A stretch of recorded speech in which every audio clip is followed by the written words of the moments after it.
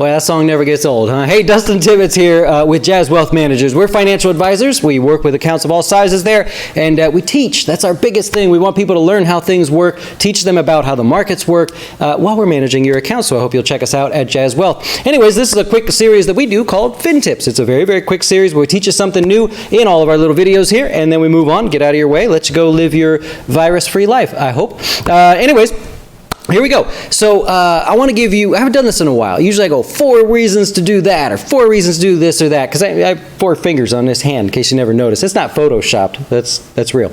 But I wanted to touch on this again. I want to give you 4 ways to boost your retirement savings before you retire. So this could be someone that's really close to retirement or people that got years to go and you're like, look, I'm not making any headway here. What do I do? Well, it's actually pretty cool. I'm going to show some ideas with you here, and we're going to elaborate on some things you may have learned already this week from us. So let's get started.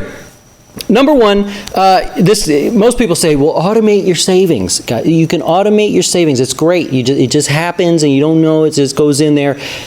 Okay, that's great advice, but what does it mean? What is the effect of that? A lot of people feel like they're not making any progress on their retirement savings because they're just sending in a few dollars and they're like, this is never going to add up to anything. Oh, I beg to differ. Let's take a look. Also, what I want you to do is put $1 extra a week. Can you do $1 extra? If you're already saving for retirement, right? Now, if you're struggling, it's a different story. We'll be happy to help you. But, if you're already saving X number of dollars a week, add $1. Simple as that, right? Check it out. So if you added $1 extra a week, here's what it would turn out to be 5 years, assuming a 7% average return. In 5 years from now, it'd be worth $299. If you only made a 5% average return, or you bought a front-loaded fund, or you pay somebody or something, you'd be at $287. Big deal, right? The big deal is you put a whole lot more away. Anyways, as you look down here over 20 years, you'd have $2,130, all from adding $1 a week. That's pretty cool, huh? I mean, when you see a big number like that, there's no inflation or anything figured out here. I'm just raw numbers. But you go, all right, well, that's worth it. $1 a week, 5% average return. If you don't want to take a lot of risk, $1,718. If you did $5 extra a week after 20 years, it adds up to $10,655. Hey, that's pretty sweet too, right? Even at 5%, you got $8,600. So don't let anybody tell you, usually other advisors, don't let them tell you that adding a little bit is really not the benefit and you really got to go all in and you really got to commit and go full force. No, just put an extra $1 a week, right? Automate it too. I have customers that do $1 a day. I'm not kidding you. They save $1 a day. Some of them have very large accounts, and they just like money to go in every day. It's $1. I know one in particular, I won't say his name, but he does $2, and he's in the lead, right? But it doesn't bother me. When I see a new deposit, we're going to invest it anyway. So go for it. Add a little bit at a time. Tip number 1, automate the little investments you do. Don't get carried away and do $200 a week when you know you can't do $200 a week, right? Don't do that. Just go a little bit, and then after a while, you go, you look at your bank statement, you're like, there's $1. Make it 2, right? You see how it adds up, and that's just raw numbers there to kind of play around. All right, tip number 2, think about that in reverse. Right? So now that you've seen those numbers, $5 a week or whatever it is, turns out to be $10,000 in 20 years. Okay, what about your credit cards? Right? What about some of the student loan debt? What about the personal loans you have? That's going in reverse to what you're doing with your savings. You need to automate and put more money towards that. And it doesn't have to be a lot, again, right? You put a little bit of money towards that. You got to clobber that debt, man. It's just, sadly, rates on savings are next to nothing, right? Because you can't save in your savings account, get anything these days.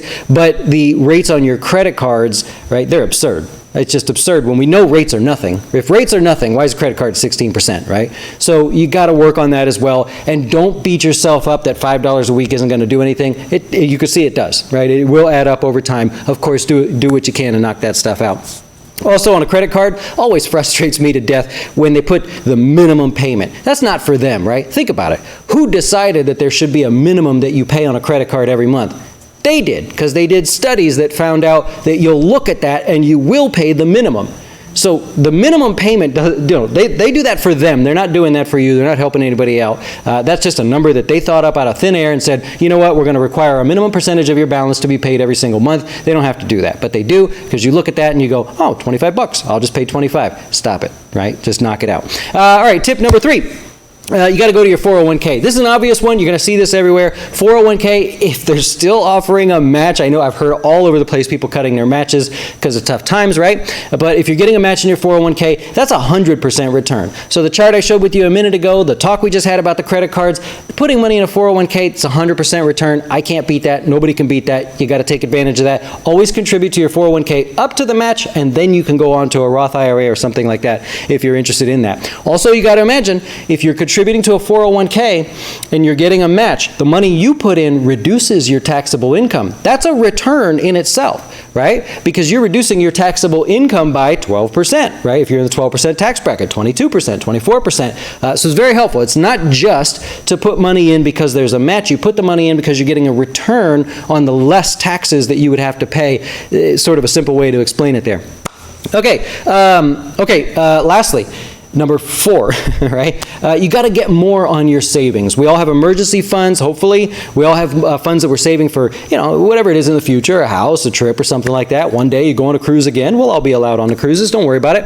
But you're going to have to get creative about how you save in your savings accounts. Have you checked your savings accounts? Have you checked the high interest savings accounts? They're not really that high.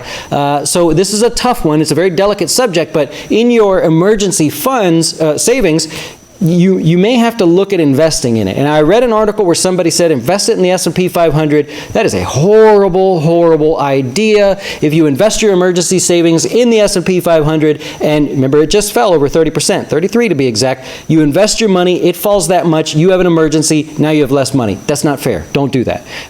However, you can get creative. On Monday's video, which we'll put up above, I think, probably up there somewhere, we talked about that, building a portfolio that's flat or as close to flat as you could try to get it to.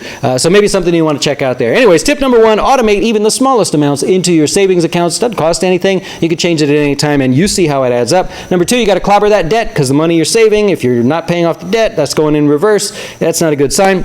Number 3, 401k, put the money in there up to the match, and of course it lowers your taxable income to give you a lower taxable income, and so your tax rate acts as a form of a return as well. And number 4, you got to find a way to earn more on your savings, but don't be risky with it. Don't be risky. Don't be risky. This is a great example in this recent virus meltdown here, why you don't want to be risky with your emergency funds. I've seen it happen.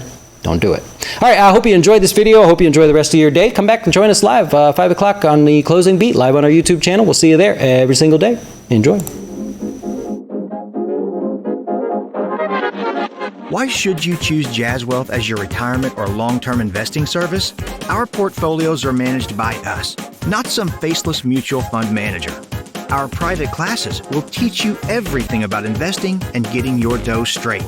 Best of all, our fiduciary standard means your best interest comes before ours.